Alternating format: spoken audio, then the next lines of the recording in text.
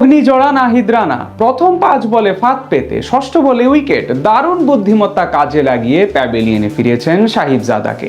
খানিক পরে আরেক ব্যাটারকে বোকা বানান দুর্দান্ত এক বাউন্সার দিয়ে। তার একের পর এক ডেলিভারিতে দিশেহারা পাকিস্তানি ব্যাটাররা। নাহিদ রানা ফাঁদে ফেলে ফারহানের উইকেট তুলে নেওয়ার ঘটনা এবং দুর্দান্ত বোলিং নিয়ে বিস্তারিত জানবো রিপোর্টে। নাহিদ রানার বোলিং দেখে মুস্তাফিজুর রহমান হাততালি দিচ্ছেন। এক প্রকার বিরল ঘটনাই বলা চলে এটি, যে মুস্তাফিজ নিজে উইকেট পেলেও তেমন উদযাপন করেন না, তিনি কিনা ছোট ভাই নাহিদ রানার বোলিং দেখে হাততালি দিচ্ছেন। এখান থেকে বোঝা যায় আজ কতটা অসাধারণ বল করেছেন নাহিদ রানা। এক কথায় দুর্দান্ত বলতে যা বোঝায় সেটাই দেখালেন তিনি। বিশেষ করে সাহিবজাদা ফারহানকে যেভাবে প্ল্যান করে নিজের প্রথম ওভারে সাজঘরে ফিরিয়েছেন এই পেসার, সেটি সত্যি প্রশংসা করার মতো। ইনিংসের নবম ওভারে আজ বল করতে আসেন রানা।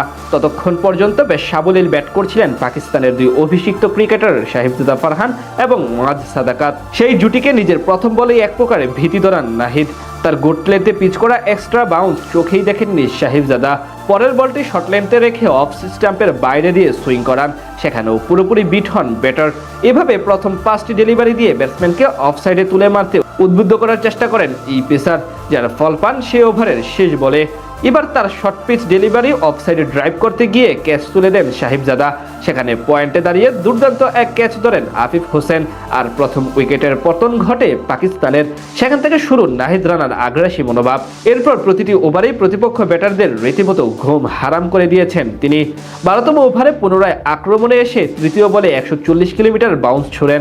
সেটি জায়গায় দাঁড়িয়ে পুল শট খেলতে গিয়ে সোজা ক্যাচ তুলে দেন ব্যাটার শ্যামল হোসেন। উইকেটের পেছন থেকে সেটি ক্যাচে ধরেন লিটন কুমার দাস। এরপর ব্যক্তিগত তৃতীয় ওভারে বল করতে এসে আবারও আঘাত হানেন পাক শিবিরে। এবার তার শর্ট লেন্থের ডেলিভারি উড়িয়ে মারতে গিয়ে আউট হন 18 রান করা ওপেনার ওয়াজ সাদাকাত। রানার নেওয়ার সবচেয়ে দৃষ্টিনন্দন উইকেটটি ছিল মোহাম্মদ রিজওয়ানের।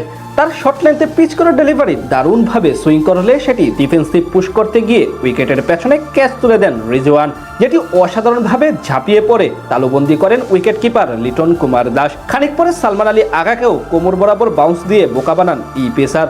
তার বল লেগ সাইডে ঘোরাতে গিয়ে শট মেনে থাকা তামিমের হাতে ক্যাচ তুলে দেন সালমান। এটি নিজের ওয়ানডে ক্যারিয়ারের প্রথমবার ফাইফার নেওয়ার কীর্তি করেন নাহিদ রানা। এমনভাবে প্রত্যাবর্তন কয়জন করতে পারেন? দীর্ঘদিন পর জাতীয় দলে ফিরেই বুঝিয়ে দিলেন নিজের সামর্থ্য ও প্রতিভার কথা।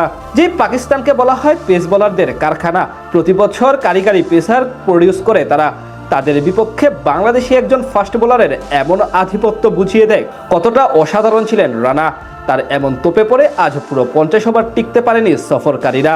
অন্য প্রান্ত দিয়ে মিরাজ ও তাসকিন নিয়মিত বিরতিতে উইকেট নিতে থাকলে অল্পতেই গুটিয়ে যায় তারা। ফলে এখন চালকের আসনে বাংলাদেশ ক্রিকেট দল।